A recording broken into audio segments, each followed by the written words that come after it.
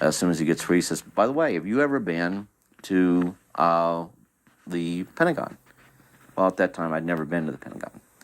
So they said, well, it's really a unique place. Says, why don't we go ahead and give you the 25-cent tour? So we went on over. We went in. I had a little badge that was given to me, no picture on it. But the guy that was with me, his had a picture, and he'd just tell the guards he's authorized to come with me, and he'd always be the one to get me in. You had to show your military ID card from time to time, but we walked down the corridors. Finally, we got to a place that had an elevator. We went down. I don't know how far down we went. I can't tell you if there's one flight under the Pentagon, 2 or 50. But we went down. When we went down to, I don't know, several seconds in the elevator, we get out. When we get out, there's just like the white walls, and it's like an inverted D, like a flat bottom with a curved top. Now, there's 2 monorails there. I mean, they're rails, they look like big tubes, rather thick in the center, and 2 on the side, one on each side. I could probably draw you a better picture of it than the way I'm describing it. But you had these little monorails, what I call them, cars that look like a bullet. I mean, for lack of a better term, you had where you could see 2 people in front, 2 people in back. We got on the one monorail and started to go, and it seemed like maybe 20 minutes, but I'm guessing at that because I don't know for sure. When we got out, he says, well, let me show you some interesting sights down this corridor here. So we're going down the corridor, and it looked like there was a door at the far end of that corridor. As we got closer and closer to that door, my guide turned to me and stated, you know, things aren't always as they seem to be. He says, like, a lot of people don't know about these underground locations underneath the Pentagon. Few know that the Pentagon has underground monorails that connect up to other locations. And he says, it's just like, you know, the walls here. They don't all seem like walls. And I said, what do you mean? They don't, they're not walls? I said, what are you talking about? I thought you were always trying to make a joke. At that time, he says, no. He says, like the wall behind you. I look, it looks like a wall to me. There's no seams, nothing I can see. Then he pushes me. I try to grab myself, and you don't just go through it. There's actually a door there that'll open. You want me to finish this too, don't you? Yeah.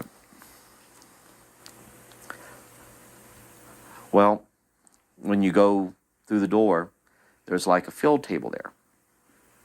And behind the field table, you had this little entity. The entity was a little bigger than the 3.5 foot tall entities that are a lot of times reported. But there were 2 men on either side of the table, slightly behind the creature. But yet I got up and I was asking him why he was acting foolish and things of this sort. I won't go in how we were hitting up on that. But when I turned around, looked right into the eyes of this little creature. And, you know, it's like,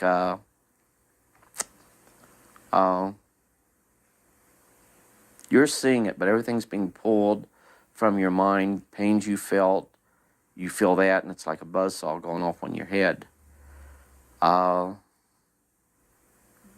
He was reading my whole life. And I mean, you know, it's hard to describe what you really felt there. Your life up to that point in seconds. And I mean, you were feeling everything. Went ahead. I remember going down and grabbing a hold of my head like this and falling to the floor. Next thing I remember, I wake up, I'm back in Jack's office. And when I'm back in Jack's office, they told me nothing happened, that I'd been there the whole day, but I knew better. There is an interaction between entities and certain government agencies within the U.S. government.